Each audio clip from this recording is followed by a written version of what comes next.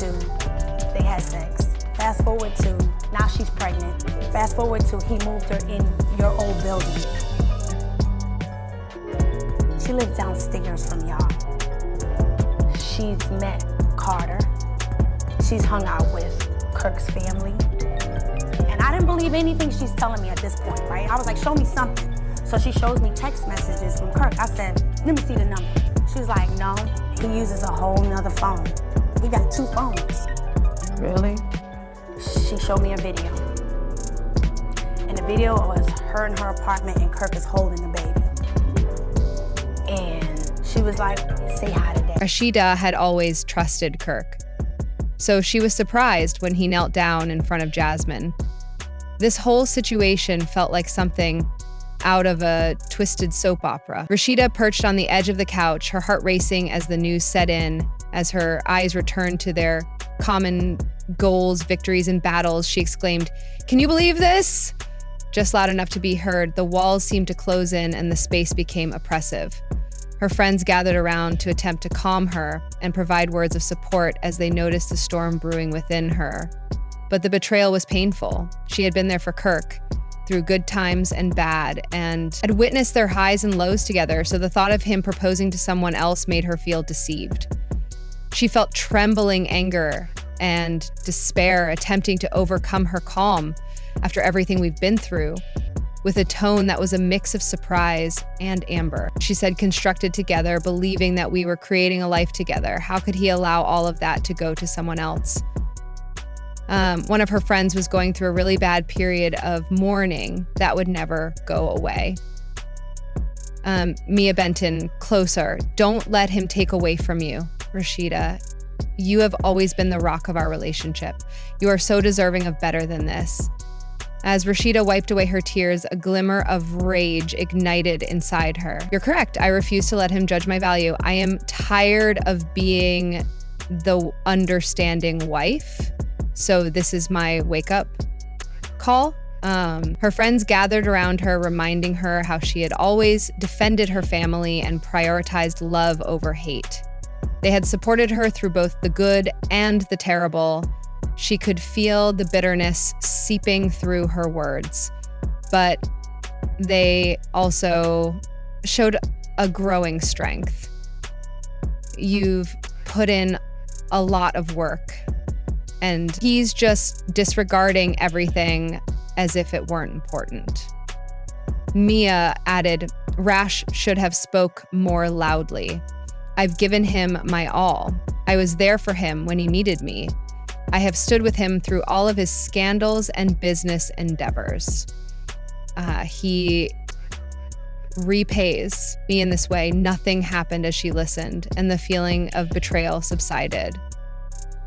The room's atmosphere was one of empathy and empowerment, with a determined smile lighting up her features. Rasheeda rose up and wiped her face with the back of her palm. If he believes he can, I'll show him what's missing. Now I have to take control of my life. I'm changing my story, but it's okay if he wants a fairy tale with Jasmine. Just leave. He has another item coming. I won't stand by and watch him act like a victim while he's out here having a great time with someone else. Her mind racing, she paced the room. When her allies heard the confidence in her voice, they nodded in accord. They served as armor against the pain, and she refused to let it define who she was. She kept stopping the fires. I'm going to rise from this stronger than ever. She saw something inside herself bow as her pals came together to look into methods they could help her regain her identity. Maybe I should be glad too. I've spent a lot of time trying to fix what's wrong in an effort to make him happy. But what about me? Put your interests first, Mia advised. You should concentrate on your music and business since you are very talented and it's time to show it off. Runa had a sense of clarity and smiled through her tears. He thinks he can break me, but I'm going to come back stronger, she declared Dee calmly. I've given him a lot of my energy, but I have goals of my own, and it's time to take care of myself. She felt lighter after each sentence, even though the betrayal still hurt. It wasn't the event that changed her life. They talked long into the night, planning her return, her look. Bolder and more foreign, Rasheeda noticed that the previous focus had shifted. There was now something promising in the air. "I'm prepared to take my story back," France encouraged Rasheeda as she spoke, sure that this was only the start of a new story, rather than the conclusion of hers. Rasheeda realized at that precise moment that she would not only go through this suffering, but also thrive on it with a renewed sense of purpose and a future full of her own goals and dreams. She pictured herself as the star of her own program after years of drama, betrayals, and endless cycles of hope and sorrow. You can have a baby by this girl. Do I have a baby? Do I look like I got a baby by? Do you know her? Have you seen her before? You don't know me? I might have seen you in Atlanta. Kirk, you don't know me. Do I? Rasheeda had finally had enough. She stood ready to make a statement in her living room, her heart racing and her arms folded. The air was tense and the atmosphere smoldered with unresolved feelings. KirkFrost, her constant companion, was standing in front of her, appearing more odd than ever. "This is sufficient, Kirk. I've completed the appearances in the games."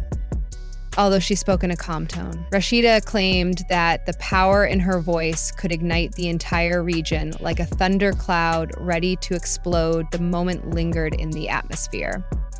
"Maybe let's talk about this," he begged, his voice faltering as he ran a hand through Rasheeda's hair. A move that typically made her cry, but this time it did not. She responded with venomous words, each syllable mirroring the betrayal that had festered between them. Her eyes narrowed. "Your patience has grown thin after years of trying to patch up what was broken. And you think you can just wall back in here after everything?" She was over Kirk, even if he tried to offend her by bringing up their years together and their shared past. "We are a family, Rasheeda. That can't be thrown away," continued the regulation of emotions. This time, she was not going to back down. "You think a family survives on deceit?" she exclaimed. Rising, "You have betrayed my trust by snatching it and trampling on it, despite my patience and multiple chances." For once, Kirk appeared little and defenseless, and her eyes were obviously filled with fire. His voice was one of desperation. "Give me another chance. I can change." But Rasheeda was a different person. "You're letting someone drag her back down. You regret this," Kirk remarked on his annoyance, intensifying her pulse. She was racing as she responded, her tumultuous relationship turning into a weight she could no longer bear. She felt strong and liberated and was prepared to reclaim her life.